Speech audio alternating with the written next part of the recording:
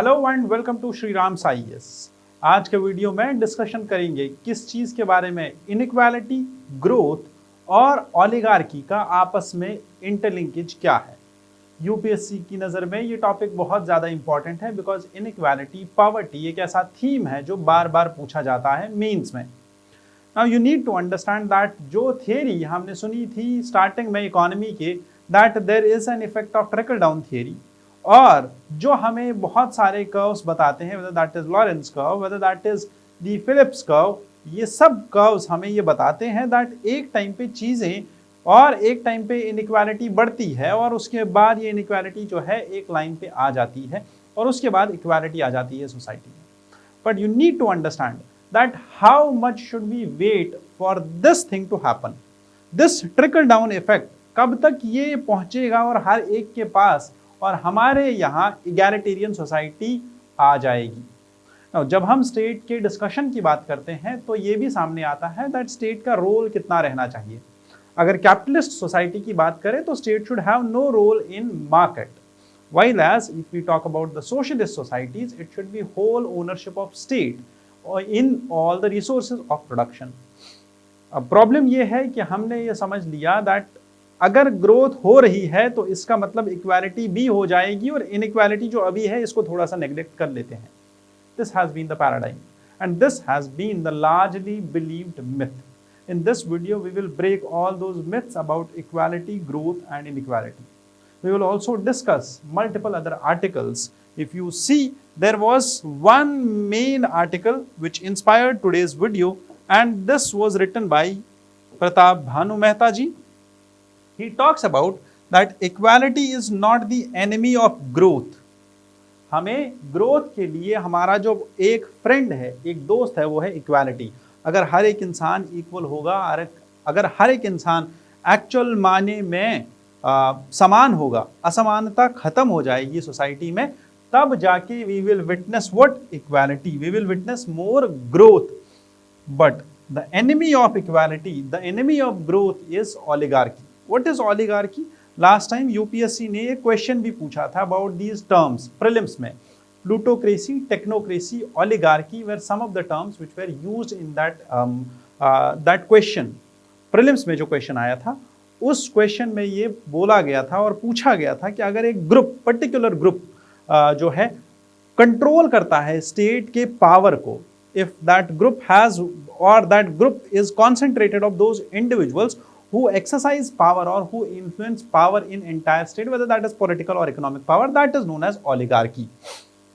Further, we will also go to these two discussions, these two articles, जो कि Indian express के ही article हैं but थोड़े पुराने आर्टिकल हैं।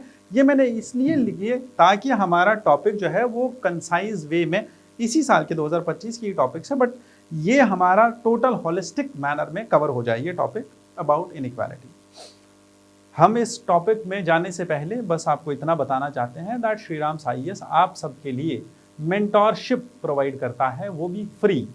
आपको बस इतना करना है कि आपको ये क्यूआर कोड जो मेरे सामने आपको दिख रहा है, ये क्यूआर कोड आपको स्कैन करना है और आपको एक गूगल फॉर्म फिल करना है। उसके बाद आपके मेंटोर आपसे कनेक्ट हो जाएंगे और आपके आने वाले अटेम्प्ट के लिए आपको अच्छे से तैयार करेंगे। Beginning into the video, first of all let's understand how equality is misrepresented. कैसे हम इक्वालिटी को ऐसा समझते हैं कि यही चीज इक्वालिटी है जबकि वो असल में इक्वालिटी नहीं है। हम सब लोगों ने आर्टिकल 14 सुना है, इक्वल प्रोटेक्शन ऑफ लॉ सुना है और इक्वालिटी बिफोर लॉ सुना है। हमने ये भी देखा है that there are positive sides and negative sides of article 14, but what actual economic equality means. Public debate in India often associates equality with four misleading assumptions. What are these assumptions? ये assumptions समझने हैं। पहला, that poverty reduction versus equality, कि अगर हमारे यहाँ poverty reduction करना है तो इसका मतलब ये है कि equality आ जाएगी और inequality is dismissed as irrelevant if the poverty is declining।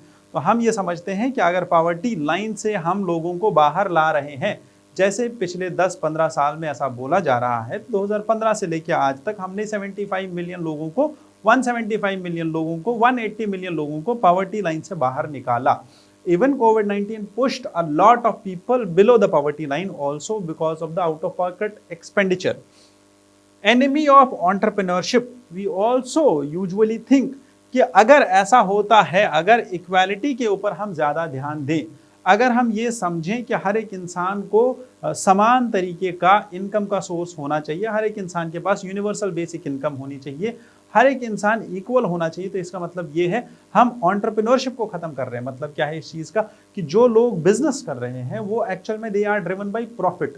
We usually discuss this thing in the theory of economics that there are two good children of economy, that is the consumers and producers. These producers or these entrepreneurs, they produce only to generate more and more profit, and once we implement the policies of equality, whether it is taxation, whether that is restrictions, whether that is license fees, or whether that is distribution of resources through subsidies, that thing discourages the entrepreneurship. But ऐसा नहीं है. This is usually portrayed as a discouraging risk taking and innovation.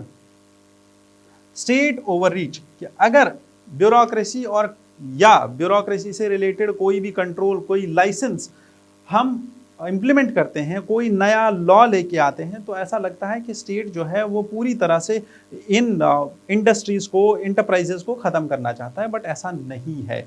हमने licence राज को, privatisation को इतना ज़्यादा जो हम समझ रहे हैं दैट स्टेट का रोल ज़ीरो होना चाहिए, उस चीज़ को क्वेश्चन किया गया। कब? कोविड-19 की क्राइसिस जब आई, 2008 की क्राइसिस जब आई, जब नियो लिबरल कॉन्सेप्ट्स आ गए, जब आई वुड से दैट दोबारा से स्टेट का क्वेश्चन आया कि स्टेट का रोल है मार्केट में।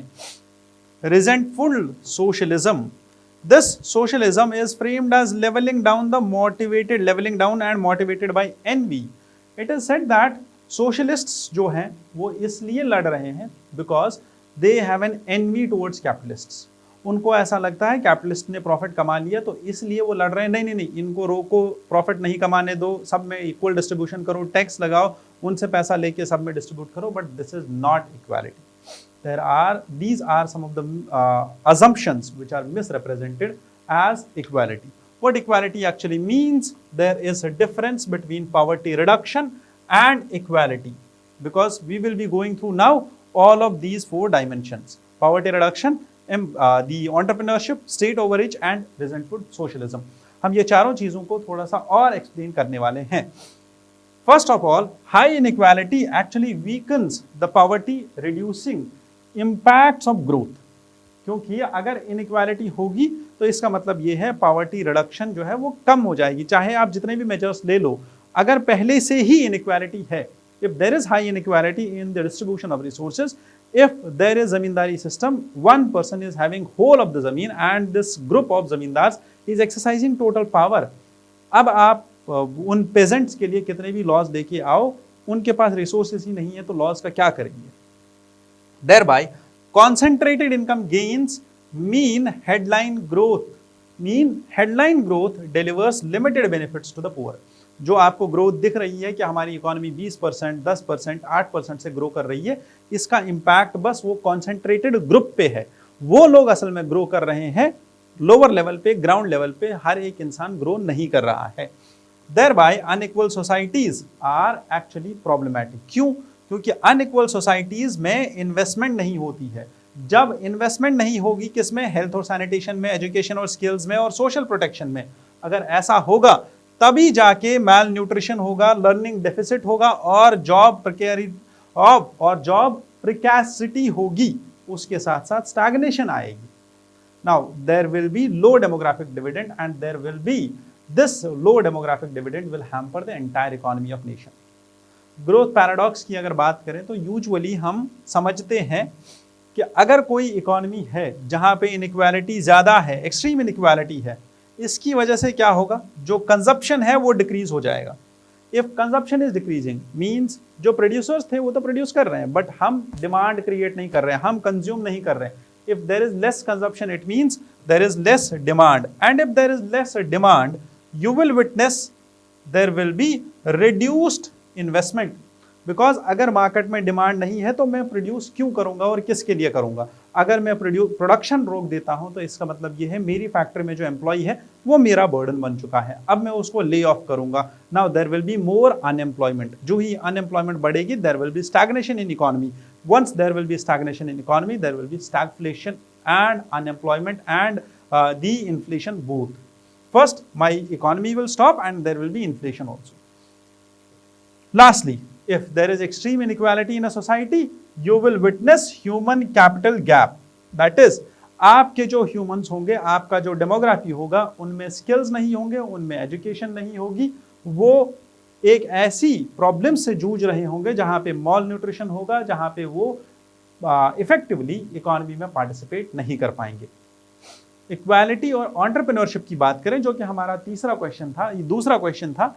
इनइक्वालिटी की वजह से कुछ ऐसी चीजें भी होती है दैट एक इकोनॉमी ग्रो कर रही है एक टाइम तक, ठीक है, एक इकोनॉमी जो है वो ग्रो कर रही है एक टाइम तक बिकॉज ऑफ इनइक्वालिटी, बट उसके बाद हम ये समझते हैं दैट ट्रिकल डाउन इफेक्ट आएगा और ये इकोनॉमी, ये ग्रोथ के जो बेनिफिट्स है ये सब तक पहुंच जाएंगे। बट प्रॉब्लम ये है दैट इनइक्वालिटी जो है इसकी वजह से ग्रोथ तो होगी but in specific conditions only.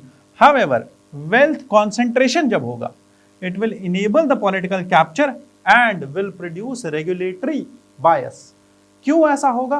Because जो लोग पावर में आएंगे, जिनके पास इकोनॉमिक पावर होगा, they will now start exercising power over politics. अब जो लोग आपको रूल कर रहे हैं, जो डेमोक्रेसी आपको रूल कर रही है, that will be controlled by few capitalists. That is the main critic of capitalism provided by Marx. Now there will be restricted entry into what? Into the market. This oligarchy, the group of people who have the economic power, they will now be doing what? They will have all the access to credit। आप अगर business start करना भी चाहते हो, आप अगर कोई food chain, अगर कोई रेस्टोरेंट चेन, अगर कोई आप ई कॉमर्स प्लेटफॉर्म खोलना भी चाहते हो तो आपका प्लेटफॉर्म चलेगा नहीं, because there is monopoly, there is dominance of those powers who already have established themselves. Education, networks and legal protection will be tied to inherited wealth। ये बस उनके लिए होगा जिनके पास ऑलरेडी वेल्थ है। ये कब हुआ था? जब कॉलोनियल एरा में ईस्ट इंडिया कंपनी के पास पावर आ गई थी और वो ईस्ट इंडिया कंपनी को चलाने वाले लोग वही थे जिन्होंने उसमें इन्वेस्ट किया था, उनके पास पूरी पावर थी। High cost of failure, because this will discourage the risk taking among the poor and middle class. The protected incumbency will be there. That means the inequality will protect the rent seeking, not the genuine entrepreneurship। Understood? So thereby the entrepreneurship in an unequal society will also be questioned, that whether is it actually the entrepreneurship or it is the regulatory bias because of the inherited wealth। Now जितनी societies में inequality खत्म होगी, जितनी societies equal बनना start हो जाएंगी, उतना ही growth भी आएगा। बिकॉज जितनी सोसाइटी इक्वल होगी उतना ही ब्रॉड बेस होगा एंटरप्रेन्योरशिप का। इसका मतलब ये है कि अगर एक इंसान है एजुकेटेड, उसने एमबीए कर लिया, तो उसी एक इंसान के पास ये आइडिया होगा बिजनेस का कि कितना बड़ा बिजनेस बनाना है, कितनी बड़ी एक, maybe he will turn his business venture into a unicorn और a billionaire setup. But problem ये है कि अगर हमारे पास ये एक ही इंसान है, अगर ऐसे ही हमारे पास 10-15 लोग और हो जाए, 150 लोग और हो जाए, जैसे अजीत डोवल सर ने कल बोला था दैट जो उनने अभी स्पीच दिया था, जो अभी डायलॉग चल रहा है युवा मिशन युवा और युवा शक्ति डायलॉग, दिस डायलॉग, इसमें उन्होंने एक चीज़ बोली, बहुत ही अच्छी बात बोली थी उन्होंने, दैट अगर इस रूम से मेरे पास 3000 ऐसे लोग आ जाएं जो कल के लीडर्स बन सके, that is where this India, that is what India needs to make. और उनने एक्चुअल में नेपोलियन बोनापार्ट का एक कोट किया था, that I am not afraid of 1000 lions led by a sheep, but I am afraid of 1000 sheeps led by a lion. And he said that I want 1000 नहीं 3000 lions from this house. That is where this broad base will be developed. There will be lower barriers, entry cost will reduce, regulatory capture will be there, and productive risk जो होगी वो ज़्यादा होगी। Enables genuine innovation and competition, that everyone will start innovating, सबके पास ideas होंगे because everyone is educated. Inequality और state का role. अगर इनइक्वालिटी बढ़ रही है किसी सोसाइटी में तो इसका मतलब ये है कि स्टेट का अब रोल ज़्यादा बढ़ रहा है। स्टेट को चाहिए कि वो एक्टिवली पार्टिसिपेट करे किसमें इस इनइक्वालिटी को कम करने में। कैसे इनइक्वालिटी को कम किया जा सकता है? पहले capital subsidies, second selective tax enforcement, regulatory forbearance, that is ऐसे लॉज लाएं which should bring in equality, corporate bail outs, मतलब वो लोग, अगर फॉर एग्जांपल हम देखें जैसे कोविड-19 के बाद हमारी गवर्नमेंट ने जब डिमांड बहुत ज़्यादा कम हो गई थी, इन्वेस्टमेंट बहुत ज़्यादा कम हो गई थी और private sector was not producing that much, उस टाइम पे we provided the credit guarantee scheme and tax relief was given.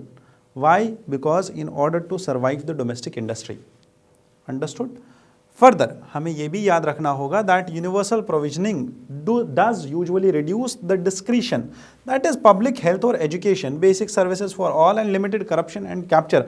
This means that अगर सोसाइटी इक्वालिटी की तरफ आ रही है, अगर स्टेट करप्शन डिक्रीज कर रहा है, अगर स्टेट बेसिक सर्विसेज प्रोवाइड कर रहा है सबके लिए, because there is inequality, it means state को दो चीज़ें करनी होंगी। एक द टॉप डाउन अप्रोच जिसमें स्टेट को ये सब चीज़ें प्रोवाइड करनी है, दूसरा state must uplift those who are below the level of equality, who are totally down trodden, तो उनके लिए ये वाले मेजर्स लेने हैं। So there should be both sides approach ताकि हम इक्वालिटी के लेवल पे आ जाएं।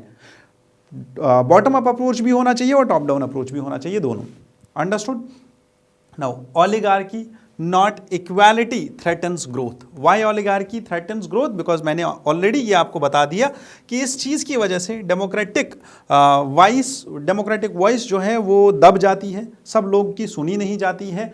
इवन इतना ही नहीं, सोशल ट्रस्ट खत्म हो जाता है और सोशल इंश्योरेंस ये भी खत्म हो जाता है, because people usually think that okay ये जो पावर है ये बस इन्हीं 4-5 लोगों के पास है, जो यूजुअली फ्रेंच रेवोल्यूशन में हुआ था, जो कॉलोनियल टाइम्स में हुआ था, हर बार यही हुआ है। ठीक है कि ओलिगार्की जो है वो ग्रोथ को खत्म कर देती है। हमारा एग्रीकल्चर कॉलोनियल टाइम्स में इसीलिए दब गया था, because it was led by only the absentee landlords.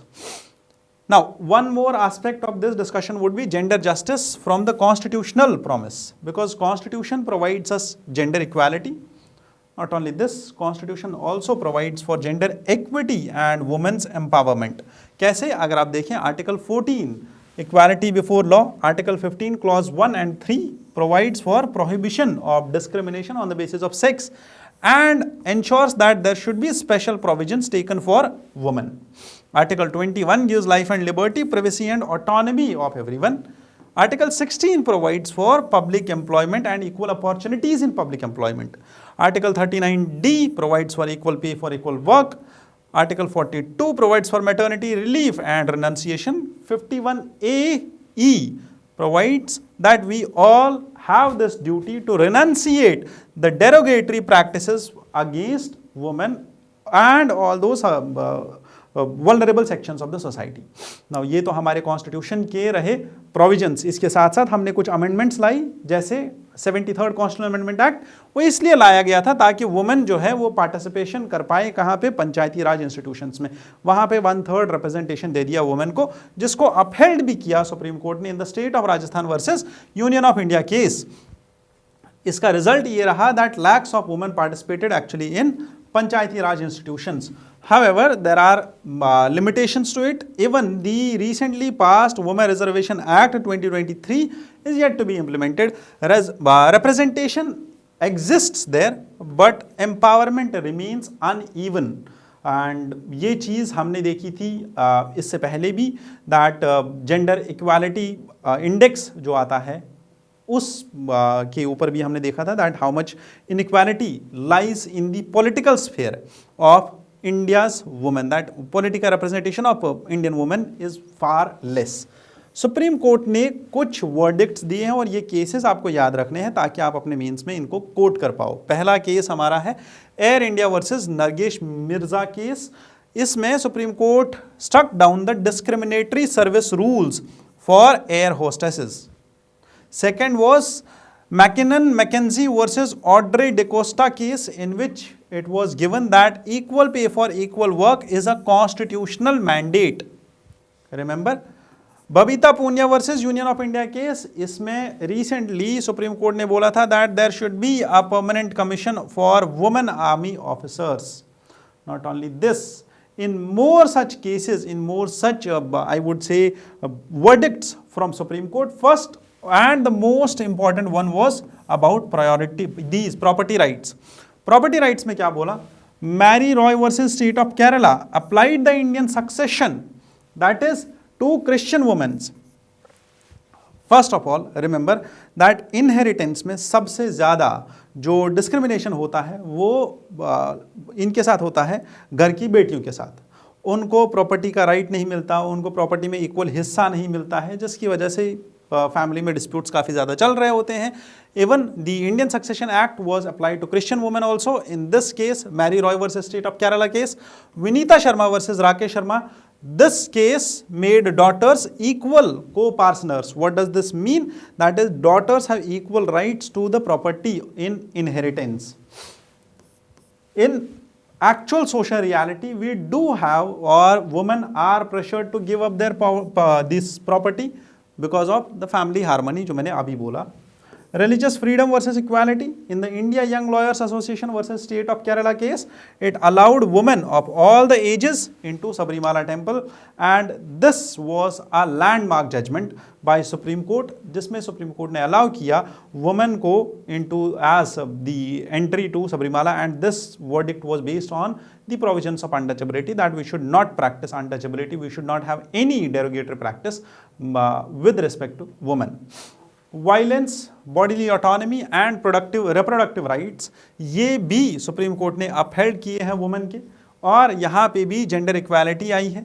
Vishakha guidelines, जो कि Vishakha versus state of Rajasthan case 2013 के बाद 2013 में एक्ट भी आया, पोश एक्ट. ये इसलिए है because we wanted to prevent the sexual harassment at work place and totally prevention of sexual harassment of women. Suchitra Srivastava case में reproductive autonomy was given to women, and the MTP Act of 2021 was also amended, and abortion के rights जो है उस पे जो decision होता है उसमें वुमेन का प्रॉपर से होना चाहिए.